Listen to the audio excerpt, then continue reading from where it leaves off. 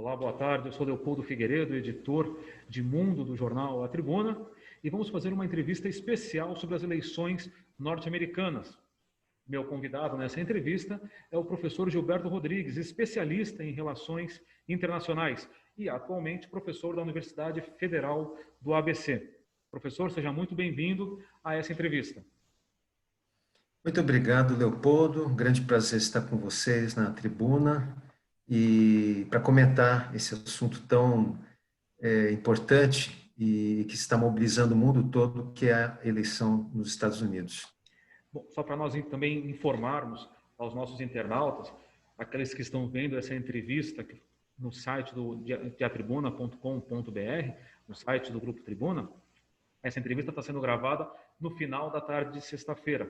Eu destaco isso porque, em relação às eleições norte-americanas, nós vamos fazer referências aqui a cenários que a gente acredita que seja este o cenário definitivo, mas mudanças sempre são possíveis, não é, professor?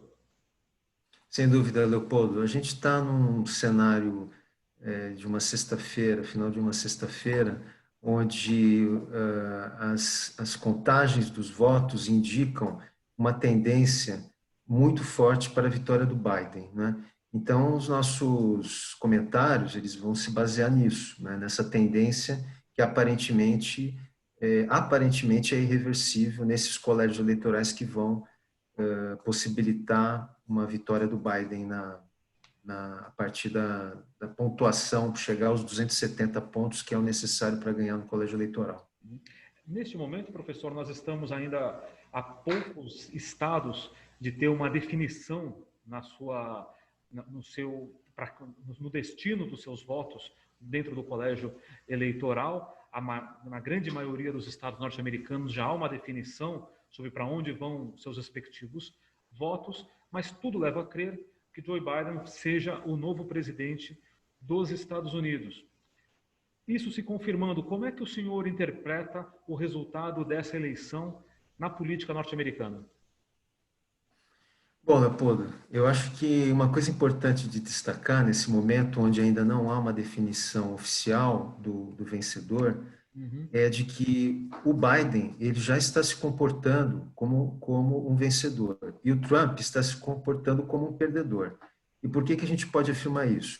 Porque o Biden está tranquilo, está com uma atitude de estadista, aguardando o resultado, esperando que todos os votos sejam contados, e o Trump quer interromper a votação, está fazendo já ações, movimentos judiciais, inclusive, para interromper a eleição, e está, enfim, no discurso que ele fez na quinta-feira à noite, foi um discurso extremamente agressivo, provavelmente inédito na história mais recente dos Estados Unidos, onde ele ataca as próprias instituições dos Estados Unidos. Então, isso é um comportamento de alguém que não quer perder, não sabe perder, mas que está percebendo que vai perder. Então, isso já mostra uma diferença bastante acentuada entre o comportamento de um e de outro, né? Sim, acho que ficou bem claro quando o candidato democrata ele adota um discurso de pacificação, pedindo calma aos eleitores, que todos aguardem o resultado oficial e dando credibilidade às instituições norte-americanas. Nesse ponto, ele já fala como o Estado mesmo. E, por outro lado, o atual presidente Donald Trump adota um discurso bem agressivo, que é repudiado por algumas lideranças republicanas, o que chama bastante atenção. Exato, Leopoldo. O presidente Trump, ele já havia dado sinais de que ele temia perder a reeleição quando ele acusou o voto por correio e todas essas, digamos, essas circunstâncias que marcam uma eleição nos Estados Unidos, que pela primeira vez se dá num contexto de pandemia, onde a limitação à mobilidade das pessoas é muito intensa e onde também a recomendação para que as pessoas pudessem votar pelo correio foi dada, sobretudo pelo Biden, exatamente para preservar as pessoas de um contágio, de uma contaminação maior. Então, de um lado, há um presidente irresponsável, o Trump, um presidente que preocupado apenas com a sua reeleição, e de outro lado, um candidato que é o ex-vice-presidente Biden, preocupado também com a integridade das pessoas, preocupado com a situação catastrófica que os Estados Unidos vivenciam hoje, com mais de 100 mil mortos tendo alcançado o topo dos países com maior número de contaminação do mundo, né? Então, uma eleição presidencial está sendo feita num momento extremamente atípico da vida das pessoas e da sociedade do país. E o fato de que haja uma quantidade muito grande de votos pelo correio deveria ser celebrada, exatamente porque as pessoas não estão deixando de votar, não deixaram de votar e estão legitimando o processo. Mas o que o Trump está alegando é que existem muitas possibilidades de fraude e até de corrupção, coisa que choca, né, não apenas quem está nos Estados Unidos, mas sobretudo os que estão fora dos Estados Unidos, tendo em vista que os Estados Unidos normalmente se colocam como berço da democracia e o grande paradigma para os outros países seguirem. Por muito menos, os Estados Unidos, por muito menos que tenha ocorrido, por exemplo, em países da América do Sul ou da América Latina, os Estados Unidos se colocaram muito críticos ao processo eleitoral de países aqui na região.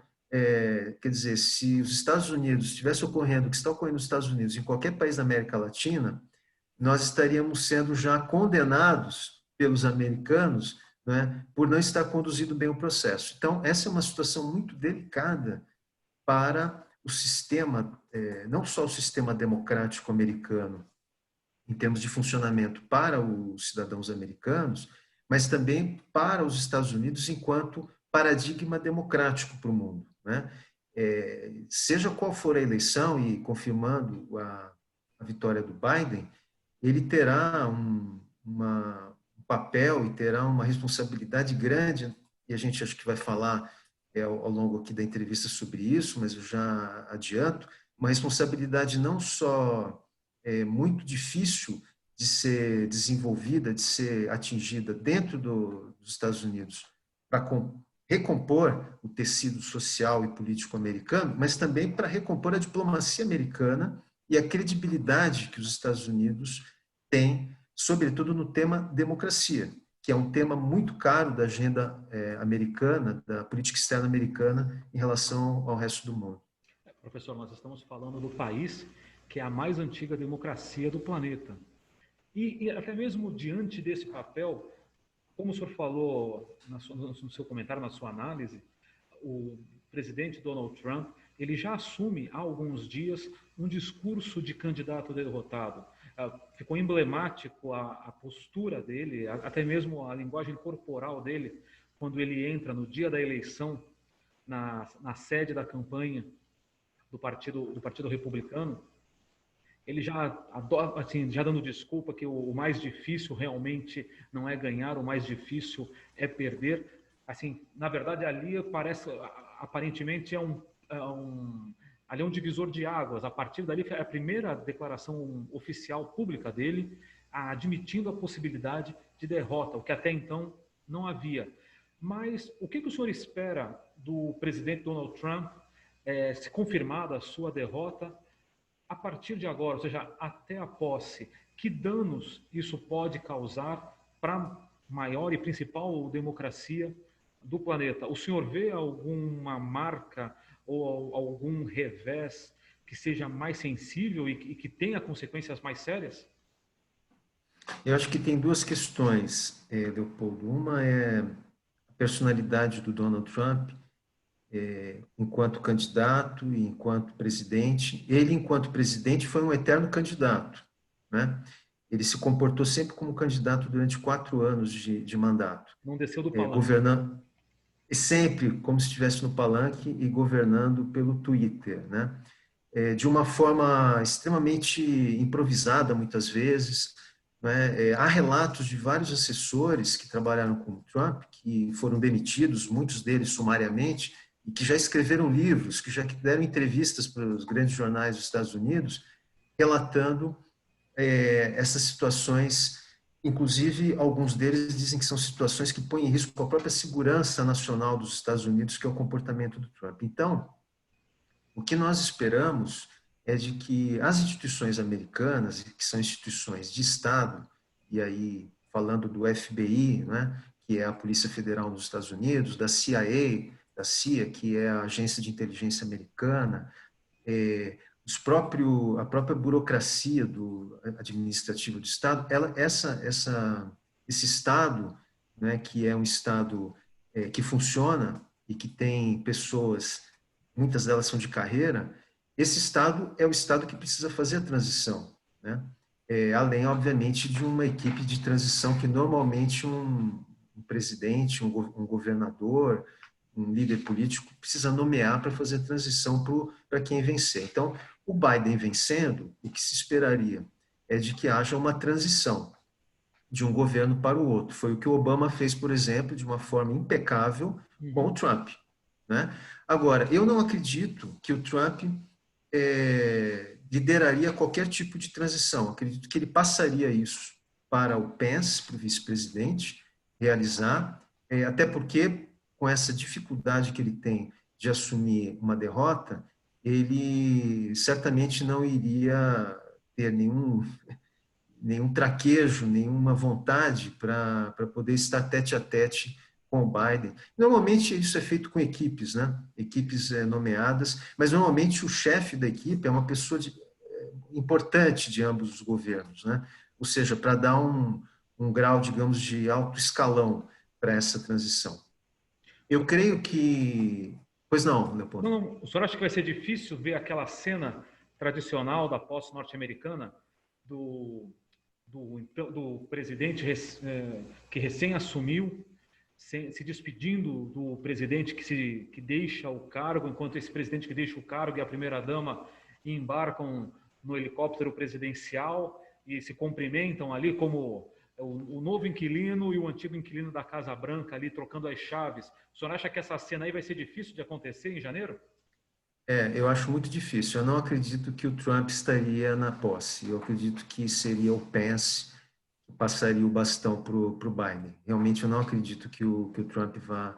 Não é da personalidade dele de perdedor, de não saber perder, de só querer ser um vencedor, de reconhecer a vitória, né, e reconhecer a passagem desse mando para o Biden que ele desprezou, que ele ofendeu durante a campanha, né? Então, ele tem uma personalidade muito difícil, né? Agora, Leopoldo, o que a gente está falando aqui ainda seria um cenário muito positivo, muito bom, ou seja, uma transição em que fosse completada e fosse o Pence passando o bastão para o Biden. O que nós temos pela frente até janeiro é uma grande incógnita, porque nós não sabemos se o Trump vai ter um comportamento de não reconhecer realmente a vitória e de se empenhar para tentar obstaculizar essa posse, inclusive insuflando a sua base, que é grande nos Estados Unidos, para algum tipo de resistência para a posse do Biden, ou mesmo até para o reconhecimento do Biden, porque tem uma coisa importante, Leopoldo, que nos Estados Unidos não existe um órgão oficial que reconhece o vencedor da eleição. O que a gente observa? Isso, talvez vocês nos jornais que fazem coberturas sucessivas, né, presidenciais nos Estados Unidos, no Brasil, em vários países, a gente que acompanha isso a partir da academia, das universidades, isso não fica muitas vezes tão claro para a gente, mas nesta eleição americana está muito claro, né? A importância de ter um órgão oficial. Nos Estados Unidos, os colégios eleitorais, os estados que têm autonomia federativa, né, pela Federação Americana, eles é que vão totalizando os votos, quer dizer, o governo federal ele não tem nenhuma ingerência sobre esse processo, são os estados que fazem isso. A ingerência só ocorre se houver uma decisão judicial. Se houver judicialização, aí a Justiça Federal intervém, como ocorreu em alguns casos aí. Caso contrário, são os estados que estão fazendo isso e são os estados que dizem, olha, chegamos a esta contagem e o candidato X ganhou e o Y perdeu. E a partir disso, a imprensa, a mídia, vai declarando, né? Então, no estado tal, venceu tal candidato, no estado X, venceu outro candidato. Então, o que que ocorre? Ocorre que o Trump, uma vez não reconhecendo a eleição do Biden, ele não existe nenhum órgão do Estado que possa se Forçar colocar esse reconhecimento, não é? contrariamente. Exato. É uma palavra, é a palavra dele contra a palavra, digamos, os fatos, na verdade, né? São os fatos. O que que ele vai tentar fazer? Ele vai tentar dizer que houve fraude e que houve corrupção. Já Duas está fazendo acusações. isso, não é, professor? No discurso que ele fez na quinta-feira à noite, ele já fez essas duas acusações gravíssimas, gravíssimas, porque envolve, se ele está dizendo que houve corrupção, ele está, então, acusando de corrupção os funcionários que estão contando os votos, ou o Partido Democrata que, de alguma forma, incentivou o envio de votos de forma que ele está chamando de votos ilegais, né? Uhum. E o que que a gente está observando, então, diante desse sistema norte-americano, onde não há um órgão oficial? Nós estamos observando que a imprensa, e numa ação até concertada, se recusou a transmitir uma parte do discurso do Trump. Inclusive, isso é matéria para muitas discussões em faculdades de comunicação e jornalismo sobre o papel da imprensa na cobertura dos fatos. A questão é que, como nós vivemos uma situação, e o Trump, durante os seus 4 anos de presidente, ele produziu fake news, ele foi um grande produtor de fake news, ele agora está pagando o preço, também por parte da sua própria conduta, de não ter credibilidade naquilo que ele fala. Então, não só as empresas de comunicação, das mídias de informação, que estão agora praticamente boicotando o Trump, mas também o Twitter, né, que apagou vários tweets dele, que são tweets que não correspondem aos fatos, O à Twitter já verdade. classificou várias mensagens do presidente Trump como mensagens baseadas em fatos equivocados, enfim, deixou claro para os usuários dessa rede social que aquela pessoa que estava tweetando, que na verdade é o presidente dos Estados Unidos, estava divulgando fake news, estava divulgando informações irregulares. Exato. Agora, qual o diferencial que existe nesse momento para que haja um comportamento completamente atípico da mídia e até de outras instituições? O diferencial é que há um vencedor iminente, que é o candidato John Biden. Então, a partir do momento que houver um reconhecimento, mesmo que não haja um reconhecimento oficial, e se o Trump não reconhecer a derrota dele, o Biden vai ter que se impor como candidato vencedor, e ele vai ter um reconhecimento social, um reconhecimento político, inclusive dos próprios republicanos, porque o Partido Republicano está rachado nesse momento. Há muitos líderes republicanos que não concordam com esse comportamento agressivo Já se e manifestaram publicamente em relação a isso. publicamente. Mitt Romney, que foi um opositor do Obama, que perdeu para o Obama, já se manifestou, né? E outros líderes republicanos que também estão preocupados com a preservação da integridade do Partido Republicano e com sua própria reputação.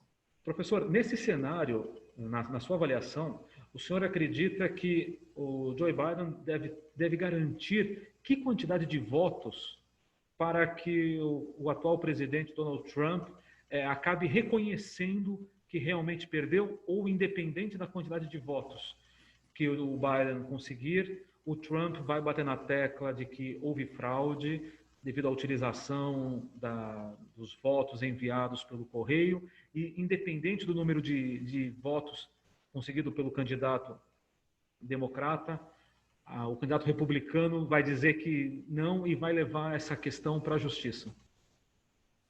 Bom, ele já está tentando judicializar e eu imagino que ele vai tentar arrastar isso o maior tempo possível. Inclusive, ele mencionou no discurso de quinta-feira de que ele levaria o caso para a Suprema Corte. Ele crê, como ele agora tem a chamada maioria conservadora na Corte, que são 6 juízes da Corte, e compõem maioria conservadora, ele crê que ele poderia levar alguma vantagem nisso. Eu não creio, porque juiz conservador não significa juiz trumpista, que seja leal ao Trump, inclusive a própria juíza que ele recentemente nomeou.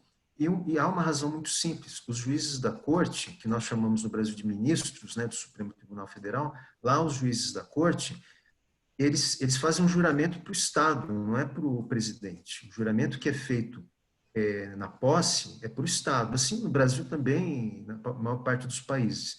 E eles têm, nos Estados Unidos, uma condição de ter um mandato para a vida toda, né? Um mandato praticamente até a morte, vitalício, que nós chamamos, né?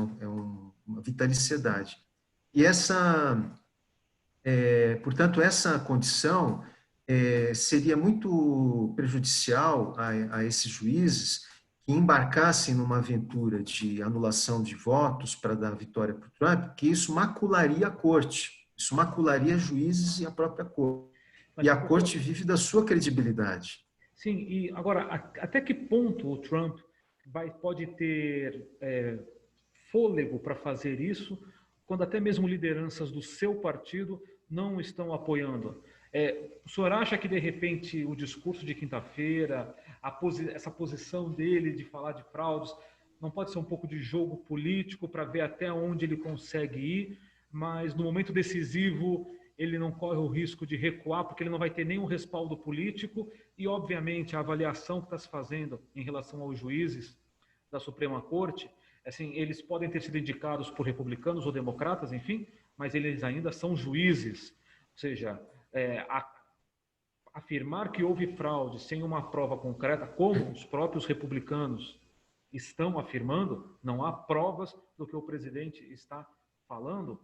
Certamente o próprio presidente Trump sabe que não vai, as chances de sucesso nessa empreitada jurídica não são muitas. Sim, eu concordo com você, Leopoldo. E tem uma questão, quando a gente fala em judicialização, que hoje é muito comum no mundo inteiro, que o judiciário tome decisões que antes não tomava, entrando na seara das políticas públicas. Isso é um fenômeno global, um fenômeno da judicialização. Mas quando entra na questão eleitoral, significa que a decisão de um juiz estaria substituindo a vontade do povo. E isso nos Estados Unidos é algo bastante complicado. E o Biden, no discurso que o Biden fez curtinho da quinta-feira à noite, depois do discurso do Trump, apesar de muito curtinho, ele usou a palavra a sacralidade do voto, né? Ele usou até uma palavra religiosa. A sacralidade do voto não pode ser afastada. Então, eu acho muito difícil que juízes nos Estados Unidos, sejam de que instância forem, de primeira, segunda ou última, substituam a vontade popular, tendo em vista, inclusive, o contexto da pandemia. A gente não pode retirar a análise do caso do seu contexto. E o contexto que os Estados Unidos vivenciou é de pandemia. E vejam, há uma questão interessante que, num contexto de pandemia, e até no Brasil a gente tem muitas vezes essa percepção, é de que vai ter menos votos. E, no entanto, houve uma enxurrada de votos para os dois candidatos. É que o Trump ele só critica os votos do Biden, mas os que ele recebeu, nós estamos falando de 73 milhões, mais ou menos, de votos para o Trump, e de 69 para o Biden, e de 69 milhões para o Trump. É uma diferença de 3 milhões, quase 4 milhões entre um e outro. Então, nós estamos falando gigantesca de votos que foi que é resultado, né, de votos presenciais, de votos pelo correio, de ambos os candidatos, num contexto de pandemia. Isso deveria, por si só, ser celebrado, né, porque a população resolveu votar, apesar das restrições da pandemia. E, no entanto, Trump... É bom a gente lembrar que nos Estados Unidos o voto não é obrigatório. Exato, ainda por cima tem essa questão importante que você lembra, Leopoldo, que o voto sendo facultativo, né? Houve uma grande mobilização dos grupos pró-Trump e dos grupos pró-Biden, né? Os grupos, quando eu falo grupos, né, pensando de que, sobretudo no caso do Biden, houve uma convenção do Partido Democrata em que vários candidatos se apresentaram, representando diferentes concepções de governo né? Sobretudo o Bernie Sanders, né? Havia uma grande expectativa de que se os votantes do Sanders, que estão mais à esquerda no Partido Democrata, iriam sufragar o Biden, que é considerado muito moderado, Uhum. mais tradicional, mais establishment, né? E aparentemente isso ocorreu, quer dizer, os opositores do Trump votaram contra o Trump, independentemente foi o que a gente chama de voto útil também, né? Dentro do próprio Partido Democrata. Existe um intelectual muito conhecido e muito respeitado, inclusive para o campo das relações internacionais, que é o Noam Chomsky, né? O Noam Chomsky, ele linguista também, né? Na área de comunicação, ele é bastante influente, e ele declarou numa entrevista algumas semanas atrás, que os Estados Unidos estavam vivendo um momento crucial da sua existência enquanto nação e que o voto no Biden não era uma questão de votar no Partido Democrata ou não, era votar para salvar os Estados Unidos, né? Então, ele foi uma das vozes, entre tantas outras, que pregou esse voto útil e que, afinal, a gente está vendo que funcionou, porque, em primeiro lugar, para responder a sua pergunta original, o Biden tem já mais de 3 milhões de votos do que o Trump. Então, ele venceu, se fosse numa eleição majoritária, sem colégio eleitoral, como no Brasil, ele já teria vencido. O que ocorreu com a Hillary também, né? Só que a Hillary perdeu no colégio. Diante desse trauma que os democratas ficaram, da Hillary ter ganho no voto e ter perdido no colégio eleitoral, havia, obviamente, essa preocupação de que o Biden não incorresse no mesmo problema, no mesmo erro, e também pudesse vencer. E o que a gente está observando, pelas tendências que nós temos neste momento, né, Leopoldo, é que os votos nos colégios eleitorais estão dando vitória para o Biden. Quer dizer, Biden está vencendo, ainda que por margens apertadas, em Nevada, na Geórgia. Na Geórgia, nesse momento também houve uma decisão do próprio governo de fazer recontagem dos votos. A aposta maior do Biden, e isso é compreensível, é a Pensilvânia. Sim. Por que é compreensível? Porque é o estado dele, é o estado de origem dele. Então, ele fez uma grande aposta em Filadélfia, ele fez uma grande aposta em Pittsburgh, e a aposta que ele fez e o que ele havia dito está se confirmando. E isso é que está deixando o presidente Trump irado, porque foi uma aposta de votos pelo correio, exatamente, né? Então, agora, a totalização dos votos está mostrando que o Biden tinha razão e que os democratas vão conseguir o número de votos suficientes nos colégios eleitorais para ele ser declarado vencedor. Professor, essa estratégia do Trump de adotar, de buscar uma judicialização dessa eleição, que impactos podem essa medida, essa estratégia pode ter para os Estados Unidos? O senhor vê aí algum risco de crise política num cenário de pandemia, de passar a se questionar um pouco a liderança do governo federal? Que reflexos negativos uma judicialização eleitoral pode trazer para a principal democracia do mundo? Essa é uma questão que é bastante preocupante, tendo em vista que a judicialização ela pode postergar, inclusive a posse, dependendo da situação, né? Do como as coisas se desdobrassem, né? Vierem a se desdobrar, até a posse, em tese, poderia ser postergada caso não haja um vencedor. Não creio que chegaria a esse ponto, porque os judiciários também, em muitos casos, nós sabemos que agilizam os processos em situações políticas dessa natureza, né? Existem formas também de fazer decisões mais rápidas, né? Uhum. Sumárias. Então, o que poderia ser postergado, sobretudo, se o caso chegar na Suprema Corte, através de um dos estados, porque a estratégia do Trump é fazer em vários estados, né, essa contestação para poder ter o maior número de estados recontando votos e com isso atrasar. Mas vamos supor que como os Estados Unidos não têm uma autoridade eleitoral federal, na verdade, a sim, contestação tem que ocorrer em cada um dos estados onde ele considere que exista margem para esse tipo de judicialização. Então, assim, é um trabalho bem sim, pulverizado. exato, exato. E então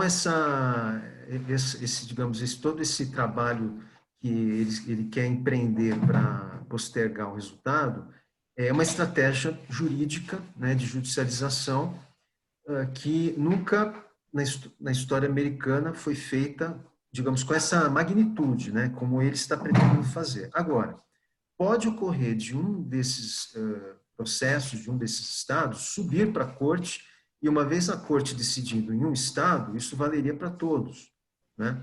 E aí poderia minimizar essa situação de ter que esperar todos os resultados.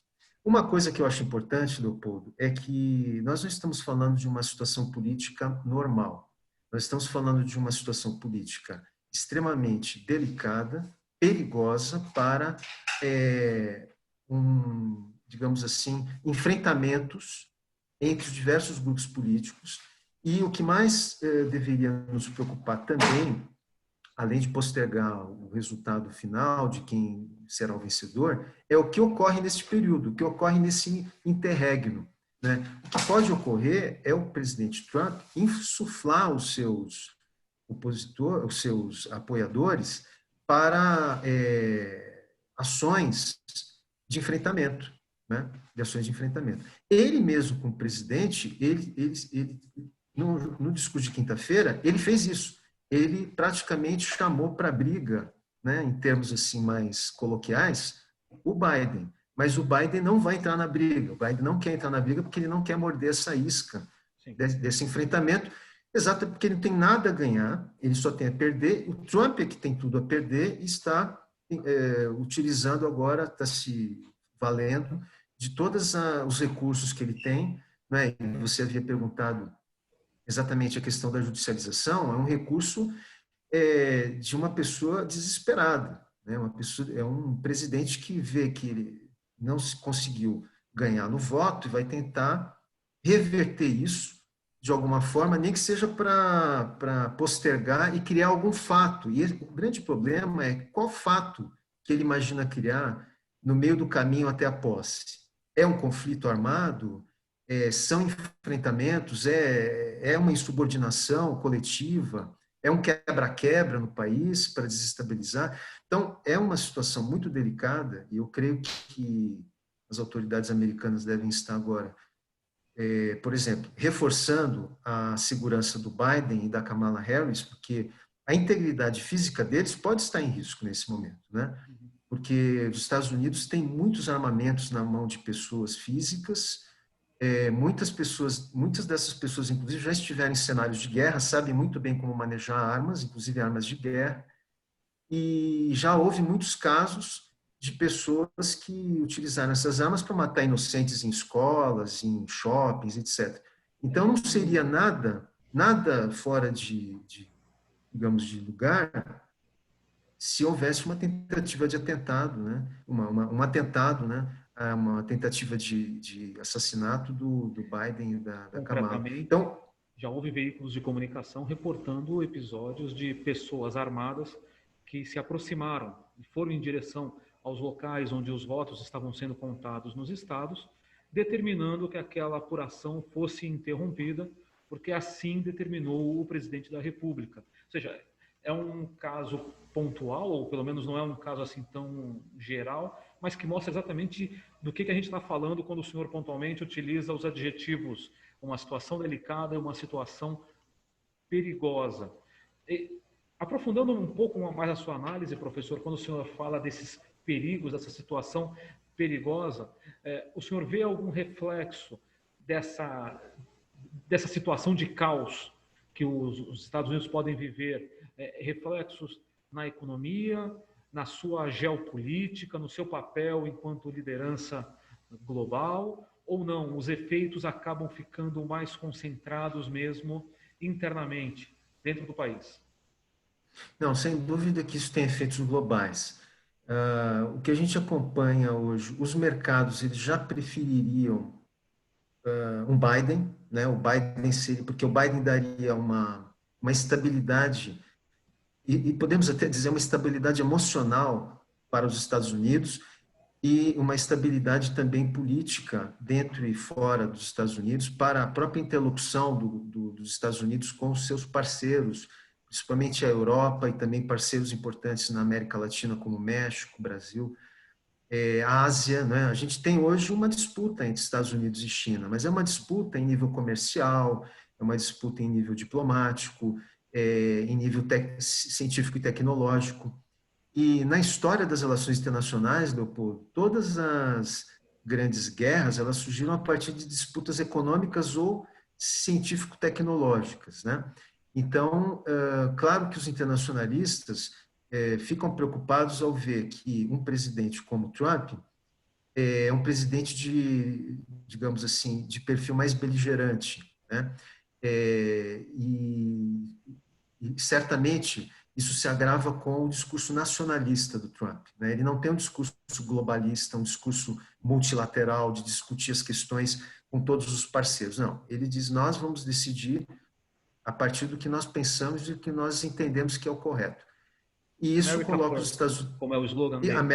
America First, exatamente. Esse America First, ele é uma manifestação de um neonacionalismo que vem sendo copiado em outros países, inclusive no Brasil, mas não são muitos, né? E geralmente esses países que copiam os Estados Unidos são países autocráticos, são países com líderes com pouca afeição à democracia.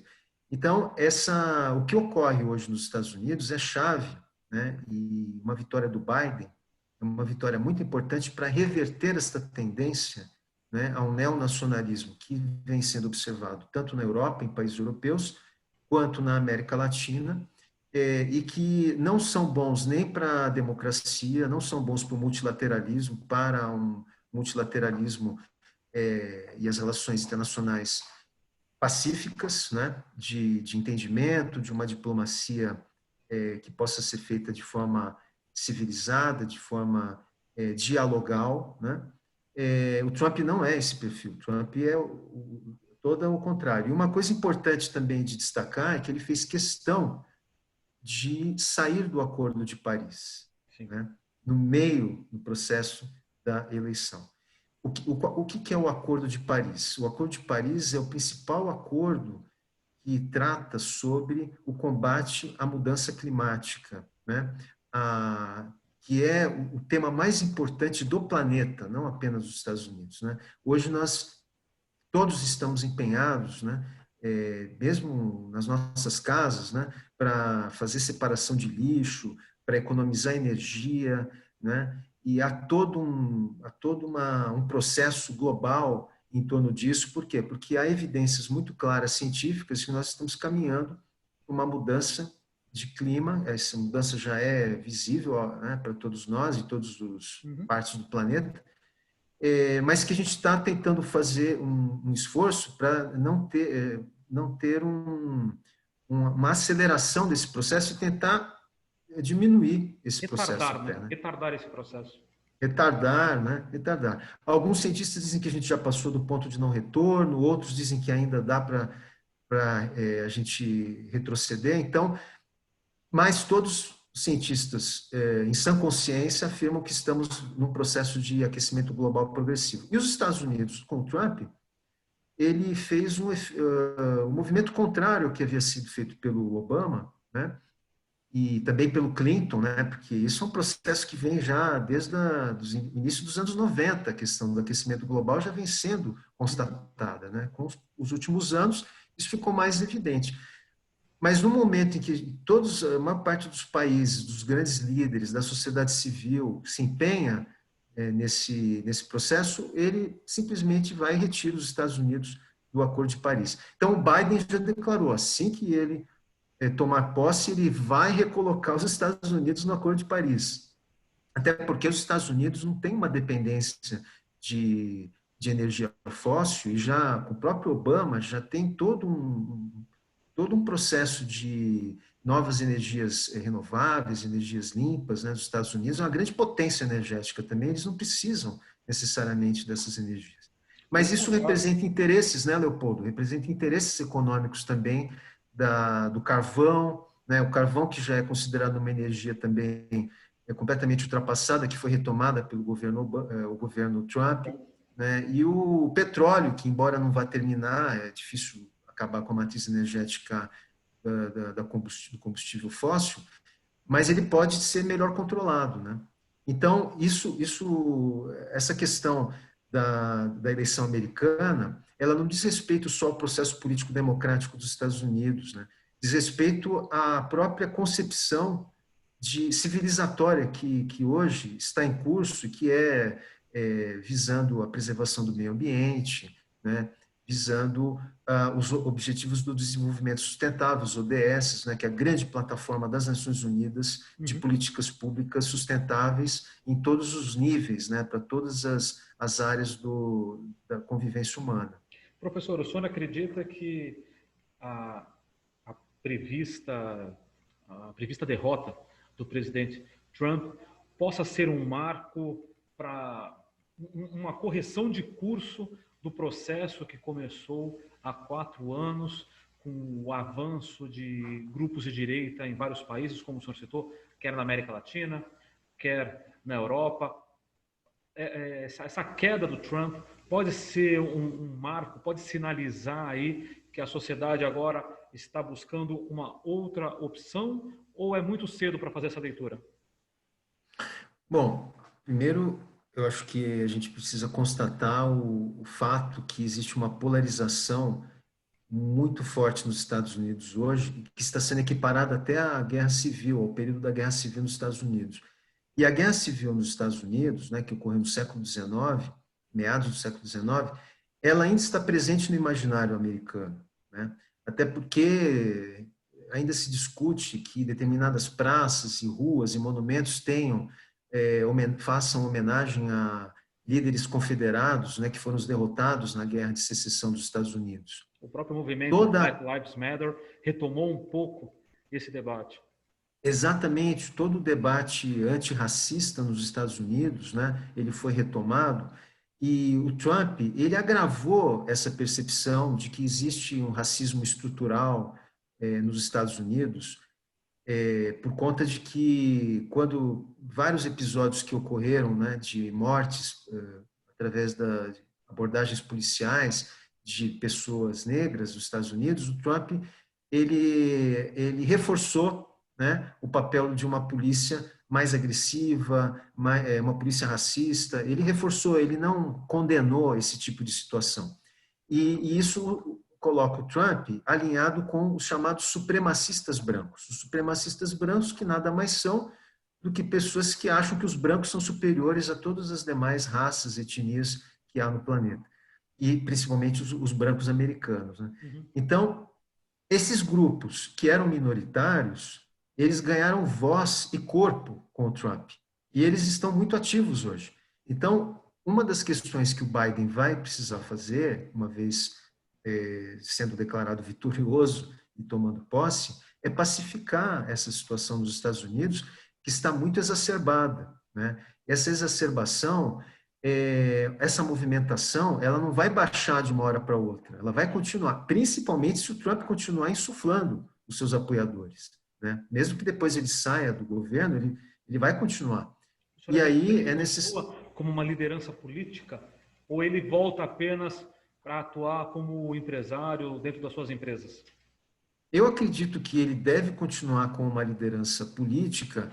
Entretanto, o sistema americano ele não comporta, né, uma possível candidatura do Trump, por exemplo, pelo Partido Republicano, a não ser que ele crie um novo partido.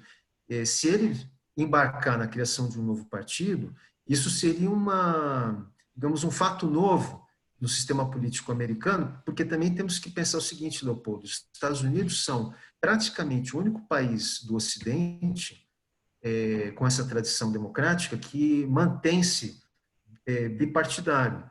Todos os países praticamente hoje não têm mais o bipartidarismo. O próprio Reino Unido não tem mais, você tem já a terceira e a quarta força política. O Canadá também tem em muitos países o Partido Verde também é uma força, e os Estados Unidos é o único país ainda que se mantém bipartidário e que é democrático. Então, o Trump, ele poderia, eventualmente, isso aqui é uma especulação, ele poderia liderar a criação de um novo partido.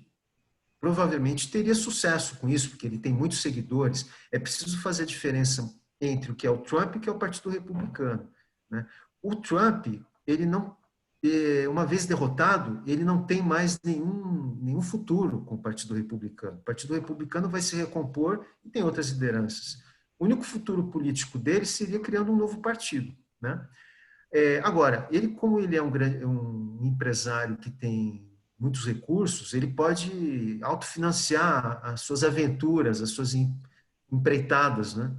E certamente pode também ter uma capacidade grande de arrecadação diante do seu público, né? Mas o senhor acha que ele ainda continua com voz, mesmo sem estar protegido, né, pela associação com o Partido Republicano? Donald Trump ainda continua como uma voz política dentro dos Estados Unidos? Sim e não. O meu argumento até agora é pelo sim, mas agora eu vou dar um argumento pelo não. Ele deve estar muito enrolado, com muitas questões para resolver. Por exemplo, ele nunca apresentou o imposto de renda dele. Isso foi uma das questões que o Biden bateu na campanha eleitoral, e com razão, bateu. A Hillary já tinha batido. 4 anos atrás, ele não apresentou. E qual foi a desculpa dele? Quando terminar a auditoria, quando terminar a auditoria, eu mostro. É uma auditoria que não termina.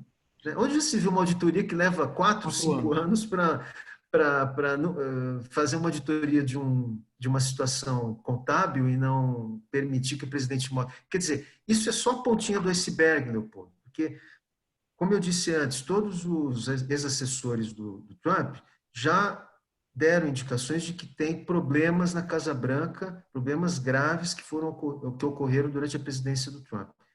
E ele saindo, ele vai perder a imunidade que ele tem enquanto presidente, ele vai ficar exposto a processos judiciais que vão ocorrer independentemente do Biden, poderão ocorrer por outras razões. Mas o Departamento de Justiça, né, que é o Ministério da Justiça deles, e é o procurador-geral, digamos, o equivalente ao procurador-geral da República lá, provavelmente vai se ver em diversas situações de ter que abrir investigações e, eventualmente, processos contra o Trump. E aí o capital político dele poderá diminuir bastante. Haja vista que o grande mentor do Trump na eleição, que é o Steve Bannon, né, que também é mentor aqui do presidente Bolsonaro e da família Bolsonaro, ele está com um problema gravíssimo na justiça e teve que pagar uma fiança milionária para não ser preso. Então, já existem indicativos, né, que pessoas do círculo do Trump se envolveram em problemas graves, né? E ele, então, uma vez fora da presidência, isso também é uma das razões pelas quais ele quer continuar presidente, porque seriam 4 anos mais de imunidade, 4 anos mais de jogar um véu escuro em cima desses problemas. E uma vez ele saindo do governo, claro, ele vai ter que enfrentar isso como um cidadão comum. E Professor, sabemos que nos Estados Unidos, cidadãos comuns realmente enfrentam a lei, né? Não é... Aproveitando o seu gancho, o senhor citou agora o presidente Bolsonaro, que ainda hoje defende a reeleição do presidente Trump, chegou a reverberar, a ecoar um pouco os argumentos do presidente Trump de que teria havido fraude nas eleições norte-americanas. Enfim, uma derrota do Trump, que impactos tem na política interna brasileira? O presidente Bolsonaro está sendo coerente com a lealdade submissa que ele tem demonstrado com o presidente Trump, né? O presidente Bolsonaro, ele tem, desde que ele tomou posse, ele tem feito negociações com o governo americano que não são com o governo americano, são com o presidente Trump, com a figura, em nível pessoal, né? Personalíssimo. Não é com o Estado, é com o presidente, né? Exato. Tanto assim que já houve manifestações de líderes políticos nos Estados Unidos contrários a certas atitudes que o Bolsonaro tem tido na sua política externa. Então, eu vejo 2 questões importantes aí do impacto de uma futura vitória do Biden. Primeiro, o impacto interno. Como o presidente Bolsonaro se espelha muito no Trump, uma vitória do Trump nos Estados Unidos alimentaria a expectativa dele de que ele faria o mesmo em 2022, ou seja, que ele também se reelegeria a partir de um apoio maciço, né, e de uma aprovação do seu governo. Isso ficaria bastante prejudicado, né, e ele não teria mais esse paradigma, né, de uma reeleição do Trump para ele invocar para ele próprio. E, ao mesmo tempo, ele teria, digamos assim, a pecha de cumprir o mesmo caminho, né, em 2022, ou seja, de não se reeleger. E, por outro lado, do ponto de vista da política externa brasileira, a situação vai ser muito difícil, né? E a gente analisa isso já entre nós, né, em relações internacionais, os acadêmicos de RI, que acompanham esse tema, porque como a política externa brasileira do Bolsonaro tornou-se extremamente submissa à política externa americana, em várias situações, China, Israel, Nações Unidas, você tem vários elementos que mostram, na OEA, com a Venezuela, o Brasil seguiu de forma não só alinhada, mas de forma automática, muitas vezes, o que o presidente Trump quis que fosse resolvido daquela forma. O Brasil perdeu, inclusive, capital comercial, capital econômico, diante de negociações sem reciprocidade que fez com o Trump. O Trump é muito bom nisso, ele gosta muito de negociar, tirando do parceiro e não dando nada em troca, né? E o Bolsonaro se submeteu a essa lógica do Trump, que é uma lógica muito perigosa para a soberania do Brasil, né? O discurso do Bolsonaro é um discurso soberanista, mas, na verdade, a soberania do Brasil tem sido muito afetada pelas negociações feitas com os Estados Unidos, né? Então, o que a gente percebe é que, com a vitória do Biden, o Brasil vai se tornar um país isolado. E alguns até dizem um pária internacional, porque não vai ter mais nenhum outro que vai apoiar a política externa de ultradireita do Bolsonaro, né? Você acredita que será um momento do governo brasileiro e do próprio Itamaraty começar a rever suas posições para evitar de se tornar um pária, para evitar esse isolamento internacional? Se eu não me engano, ontem já começaram a surgir informações de que dentro do Itamaraty há mesmo uma programação de eventos uma programação que poderia ser interpretada como de apoio ao tipo de discurso associado ao Trump, estava perdendo força e começava a ser mais valorizado a atuação mais técnica do Itamaraty, que sempre marcou a história, na verdade, das relações internacionais brasileiras.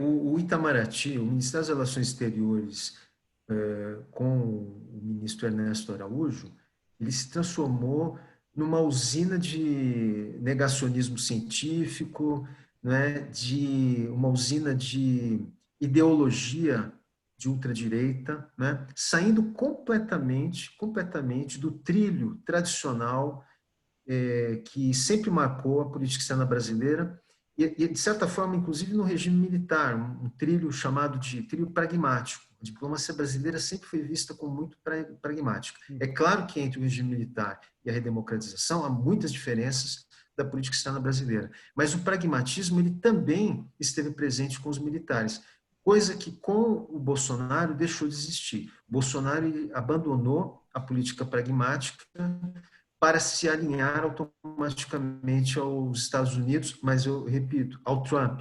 Então, a sua pergunta, pode haver mudanças? Numa situação de normalidade, deveria haver mudanças do próprio ministro, Ernesto Araújo, do assessor internacional da presidência, que é alinhado ao Olavo de Carvalho, que é, por sua vez, um discípulo também, ou muito vinculado ao Trump e ao Bannon, né? Que é uma usina de ideologias, né? Inclusive completamente anticientíficas, né? Terraplanismos e coisas que sabemos que não tem nenhuma base científica. Então, esse entorno do presidente precisaria mudar. Agora, se não mudar, o que vai acontecer é que vai haver uma acomodação dos interlocutores. E, a meu ver, alguns militares do governo Bolsonaro já se preparam para serem os interlocutores com o Biden. E por que que isso pode ocorrer e tem muita chance de ocorrer? Porque os militares são atores racionais dentro do governo Bolsonaro, né? Muitas vezes eles são levados ao irracional, como é o caso do ministro da Saúde, Pazuello, que foi obrigado a tomar, obrigado, entre aspas, né? Ele tomou atitudes irracionais na gestão da pandemia, mas alguns militares que estão, por exemplo, na Casa Civil, no Ministério da Defesa, em alguns postos chaves, na próprio Ministério da Ciência e Tecnologia, eles podem ser interlocutores com o novo governo do Biden. Então, um né? esvaziamento, entre aspas, do Itamaraty, caso não haja um realinhamento da sua postura. Exatamente. Se o Bolsonaro mantiver o mesmo ministro, não trocar o ministro, e essa troca ela poderia ocorrer perfeitamente por um outro diplomata ou até alguém da área política, porque o presidente pode indicar alguém político também, não é necessário ser um embaixador, mas que seja alguém de diálogo, alguém com diálogo. Esse diálogo precisa ser plural, né? Porque, na verdade, inclusive naquele evento em que o presidente Bolsonaro queria indicar o filho dele como embaixador, o Eduardo Bolsonaro, como embaixador dos Estados Unidos, já era um sinal muito perigoso de que a interlocução dele com os Estados Unidos queria ficar só com o Trump, né? Porque o Eduardo Bolsonaro visivelmente sempre fez campanha para o Trump, põe o bonezinho do Trump, tudo isso. Uma linha então não teria nenhuma bem distante do institucional. Totalmente. Então, o que se espera do ponto de vista racional é que uma vez confirmada a vitória do Biden e uma vez ele tomando posse, ou até mesmo antes, houvesse já uma troca na chancelaria, um novo ministro, né? E também no meio ambiente, veja, porque esses ministros ideológicos, não é só o Itamaraty, né? Você tem também o ministro do meio ambiente, que hoje é um indivíduo, é uma persona não grata em vários países, né? Tudo que foi feito, que está sendo feito contra o meio ambiente. Aliás, a questão da Amazônia, que foi levantada pelo Biden num dos debates, né? E foi expressamente mencionada, né, a Amazônia brasileira como um dos objetivos dele para tentar reverter o problema. E o presidente Bolsonaro agora está mencionando isso como uma forma de dizer que o Brasil não pode perder a sua soberania, etc. e tal. Só que a questão é que é visível que a soberania brasileira não está sendo exercida de forma correta com esse ministro do Meio Ambiente. Ele precisa ser trocado o mais rápido possível, colocar alguém que tenha credibilidade. Então, se o Bolsonaro mantiver essas figuras ideológicas no governo, porque ninguém sabe o que ele vai fazer, o que vai acontecer é que os americanos vão criar interlocutores paralelos, e aí eu diria, os militares são um, o ministro da Ciência e Tecnologia poderia ser outro, e a ministra da Agricultura, Tereza Cristina, também, porque ela também não é ideológica, ela é pragmática. Então, os americanos tenderiam a buscar os pragmáticos. A grande questão é saber o seguinte, se o vice-presidente Mourão também seria um interlocutor, porque ele também já deu declarações um pouco contraditórias, tanto sinalizando para, digamos, uma maior interlocução com o novo governo americano, né?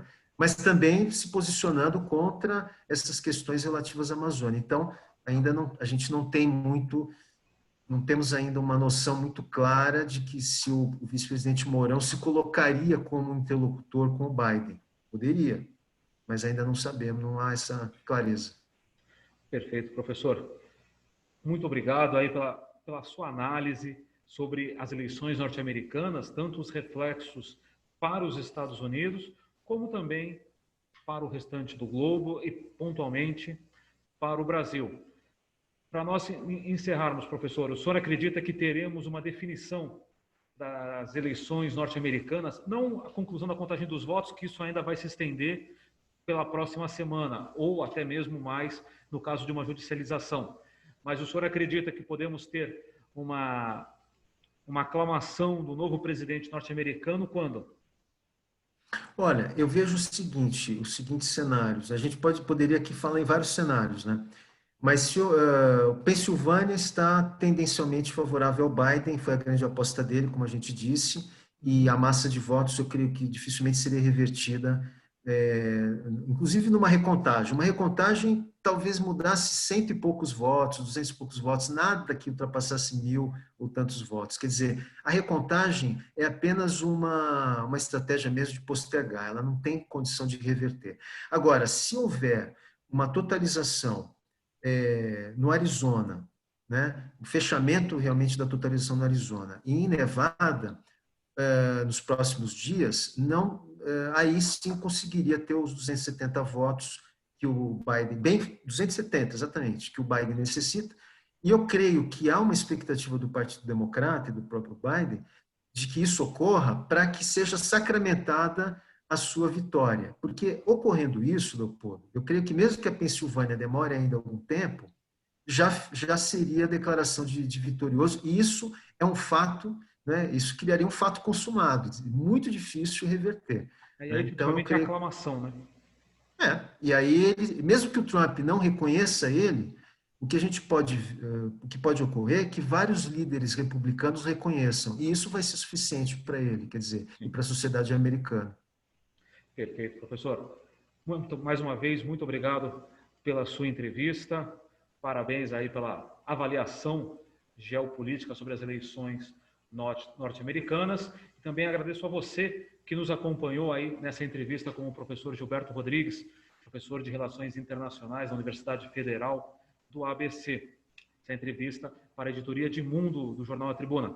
Acompanhe as novidades, as próximas notícias envolvendo as eleições norte-americanas e o noticiário internacional também aqui no site www.atribuna.com.br. Professor, mais uma vez, muito obrigado e uma boa noite. Muito obrigado, Leopoldo. Um grande abraço a você e a todos os jornalistas e jornalistas da Tribuna. Prazer. Um abraço, até mais, e a todos, continuem conosco. Até a próxima.